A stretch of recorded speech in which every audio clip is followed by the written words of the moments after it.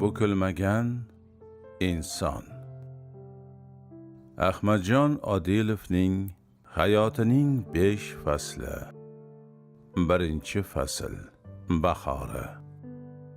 Ahmadjon Odilov 1925-yil 1-may tavallud kuni. Ular oilada 7 farzand edilar. Ahmadjon Odilovning otasi Jamiyat kolxozi raisi Odiljon Fozilov 1939-yilda Rossiyaning Mangoxta deb nomlangan borsa kelmas gulagida Sovet qatag'onining qurboni bo'ldi. Ahmadjon Odilov estaliklaridan: mening otam Fozilov Odiljon 1930-yillarda qishloq aholisini kolxozga kirishga da'vat qilganlarini eslayman. Ham qishloqlarimiz, agar siz kolxoz tuzib rais bo'lsangiz, biz barchamiz kolxozga kiramiz deganlarida, otam rozilik berib faollar bilan jamiyat kolxozini tuzishgan va otamni rais etib saylashgan. 1936-yili ro'y bergan qattiq qurg'oqchilik tufayli Toshkentga, hozirgi yangi yo'lga ketdik. Urumsaroydan ko'chib kelgan 212 xonadon Niyozbosh qishlog'ida kolxoz tuzib, otam raisligida ish boshlashdi. Otamni qamoqqa olganlardan so'ng 1938-yilning sentyabrida Urumsaroyga qaytib keldik. Ikkinchi fasli. Yozi. Ahmadjon Odilovni 1957-yili o'sha davrdagi Namangan viloyat obkomining birinchi kotibi Abdulhay Toirov tavsiyasi bilan Oxunboboyev nomli kolxozga raislikka saylashdi. Bungacha u shu xo'jalikda bosh hisobchi yordamchisi, bosh buxgalter, partkom, rais o'rinbosari edi. Yurt tashvishini yelkasiga olib, uni raislikka saylashganda onasi Bahrinisa aya shu ishga bekor xo'p debsanda bolam degandi. Rosti Ahmadjon onasidan bu gapni kutmagandi. Dadang rahmatlikni ham raislikka odamlarning o'zi ko'rsatgandi. Xalq dushmani deyishdi. O'shanda u kishini raislikka ko'rsatganlar, doim qatida yurganlar oraga tushalgani yo'q. Hammasi ham jonlarni saqlash payida bo'lishdi. Hatto otang ustidan yozib berganlari ham bo'ldi. Bu hukumat o'zi shunaqa ekan. Elning nazari tushgan odamlarni o'sib unishiga qo'ymas ekan. Sening ham boshingga otangni kuni tushmasa deb qo'rqaman bolam. Qayoqdagi xayollarga borasizda ona? Deya kuldi Ahmadjon onasining bu gapiga javoban. U vaqtlar boshqa edi. Hozir boshqa. Yo'q bolam. Hamma zamonning o'z bo'rilari, tulkilari bor. O'zbekiston rahbari bo'lib 25 yil ishlagan Sharof Rashidov ham qaysi bir yig'ilishda Ahmadjon Odilovning onasi uning kolxozga rais bo'lishiga qarshi bo'lganini gapirgandi. Ishlar nihoyatda yurishib ketdi. Zalvorli qadamlar, dadil odimlar muvaffaqiyatlarda bo'y ko'rsata boshladi. Ahmadjon Odilovning ish uslubi negizida tezkorlik, shaxt shijoat, sobit qadamlik, mehnatkashlik, avvalo rejalarni puxta tayyorlash, o'rta va pastki bo'g'im rahbarlarga talabchanlik, ilg'or, samarali fan texnika yutuqlarini amaliyotga keng tatbiq etish yotardi. Ishchil, tizimli sa'yi harakatlar pirovardida o'zi boshqarayotgan savxoz texnikum bazasida kichik xo'jaliklar birlashtirilib, yangi savxozlar tashkil etilib, sobiq SSSRda birinchilardan bo'lgan gigant Pop Agro sanoat birlashmasi barpo bo'ldi. 3 fasli. Kuzi. Ahmadjon Odilov mehnati, shaxt shijoati, tashabbuskor, tadbirkor va ishbilarmonligi bois juda katta muvaffaqiyatlarga erishdi. Obro', e'tibor va e'tirofga sazovor bo'ldi. U asos solgan Pop Agro sanoat birlashmasi 12 savxoz va 17 ta korxonani o'z ichiga olgan edi. Unga qarashli 774 ming gektar ekin yer va yaylovlarda 40 mingdan ortiq kishi mehnat qilgan. 1983-yilda KPSSning eng yuqori organi Politbyuro Ahmadjon Odilovning tajribasini butun Sovetlar ittifoqi bo'ylab yoyish haqida qaror qabul qiladi. Rossiya va boshqa ittifoqdosh o'lkalarda APOlar tashkil etish boshlanadi. Ahmadjon Odilov O'zbekistonda xizmat ko'rsatgan paxtakor, sotsialistik mehnat qahramoni, SSSR Oliy Soveti deputati, Kolxozlarning ittifoq Soveti a'zosi, Pop tumanidagi yirik agrosanoat birlashmasi raisi, ilg'or paxtakor sifatida butun ittifoqda tanilgan edi. 4-fasli qishi. Ahmadjon Odilov hibsga olingan payt uning turmush o'rtog'i Chinnigul aya Otajonova yalang oyoq, uvvos solib qamoq mashina avtozak orqasidan yugurmoqda, yelmoqda edi. Chinnigul aya Otajonova estaliklaridan. Qaro kunlarim 1984-yil 13-avgustidan boshlandi. Tomorqadagi Makka jo'xorini o'rib turuvdim.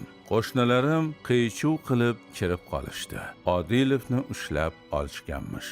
Hushim boshimdan uchib, ko'chaga yalangoyoq yugurib chiqsam, hamma yoqda avtomat ushlagan soldatlar, milisalar Odilovni olib ketishyapti. Qani endi yeta olsam? Orqalardan dod-voy qilganimcha qolaverdim. Keyinchalik gazetalarda Odilovni qamoqqa olib ketishayotganda bir kolxozchi ayol sevinchidan ko'chaga yalangoyoq otilib chiqdi va yig'ladi deb yozishdi. O'sha baxtiqaro ayol men edim. 270 tom, 47 ming betlik jinoyat ishi. Bironta joyda aybni bo'ynimga qo'ya olgani yo'q, deydi Ahmadjon Odilov. 7 yil va 9 oy Moskvada tergovda o'tirdi. Zulm, ta'ziq, azob, uqubatlarga arslondek dosh berdi. Birorta qora ko'z yurtdoshi, millatdoshini sotmadi. Odilov sudda raislik qilayotgan SSSR Oliy sudi a'zosini haqoratlarga ko'mib tashlagan. Meni sud qilishga haqqing yo'q. Sud O'zbekistonda bo'lishini talab qilar. SSSR Oliy sudida birorta sudlanuvchi o'zini bu qadar mag'rur va jasur tutmagan bo'lsa kerak. Ahmadjon Odilov nafaqat raislik qilayotgan sudyani, uning timsolida SSSR Oliy sudini, qolaversa davlatini ham haqoratlagani ko'rinar edi. Sodda qilib aytsak, ularning barchasini onasini Uchqo'rg'ondan ko'rsatgan edi. Moskvaning Izvestiya gazetasini taniqli huquqshunos sharhlovchisi Yuriy Feofanovning Ahmadjon Odilov haqidagi sharhidan. Hozir Odilovning aybi haqida gapirishga hojat ham yo'q, haqqimiz ham. Chunki hukm chiqarilgani yo'q. Lekin 7 yil va 9 oy qamoqda o'tirish, davlatning odamga qarshi tashlangan qatag'on apparatining qudrati va tamoman chegarasiz, nazoratsiz tergovi Ahmadjon Odilov misolida kuchsizligini ko'rsatdi. U qamoqning birinchi onlaridanoq qo'yilgan ayblarni butunlay rad etdi. O'tgan yillar davomida biror marta ham o'z munosabatini o'zgartirmadi. Ayblov qarorining birontasini ham tan olmasligini qat'iyat bilan bayon qildi. Sudda o'zini mag'rur tutdi. Himoyada emas, hujumda bo'ldi. 1991-yil 13-dekabr Toshkent. O'zbekiston Yozuvchilar uyushmasi birinchi anjumani sobiq Pop Agrar ishlab chiqarish birlashmasi bosh direktori Ahmadjon Odilovning 8 yildan buyon qonunsiz ravishda qamoqda saqlanayotganligi munosabati bilan qat'iy norozilik bildirdi. Ahmadjon Odilov O'zbekiston fuqarosi sud hukmisiz jinoyatchi deb e'lon qilinib, og'ir azob va uqubatlarga giriftor etildi. Ahmadjon Odilov davrida o'zlashtirilgan yerlar, tashkil etilgan xo'jaliklar har yili davlatga minglab tonna paxta, pilla, meva, sabzavot, chorva mahsulotlari yetkazib bermoqda. Uning sa'yi harakatlari bilan barpo qilingan zamonaviy posyolkalarda yuzlab xo'jaliklar yashamoqdalar. U endi jinoyatchi bo'lib qoldimi? Qonunsizlik va zo'ravonlikka chek qo'yilsin. O'zbekiston Yozuvchilar uyushmasi birinchi konferensiyasi qatnashchilari 1937-yil qatag'on qilingan va keyinchalik tamoman oqlangan Odiljon Fozilovning G'urumsaroydagi ramziy qabri portlatildi. mal'un tergovchilar, jaholat askarlari bu qabrdan Ahmadjon Odilovning oltinlarini izlashgan edi. Natija esa hamon yo'q. 1991-yil dekabrida Sovet hukumati tugatilib, O'zbekistonda birinchi prezidentlik saylovi arafasida Ahmadjon Odilov ozodlikka chiqdi. Biroq ozodlik uzoqqa cho'zilmadi. 1993-yilda Ahmadjon Odilov 5 tonna ammafos o'g'itini talon-taroj qilishda ayblanib qamoqqa olindi. Shu yilning o'zida sobiq SSSR prokuraturasi olib borgan tergovi asosida 10 yil qamoq jazosi tayinlandi. Ahmadjon Odilov hayotida qamoqlar poygasi boshlanib ketdi va 15 yil davom etdi. 2008-yil 4-iyunda 83 yoshida eng keksa mahbus deb tan olinib ozodlikka chiqdi. Alloh taoloni chizgan chizgidan chiqmasliklarini, qonunlarimizga itoat etishlarini, o'zimizdan saylangan rahbarlarga itoat etishlarini, qonuniy talablariga itoat etishlarini so'rayman hammalarga. Alloh qabul qilsin.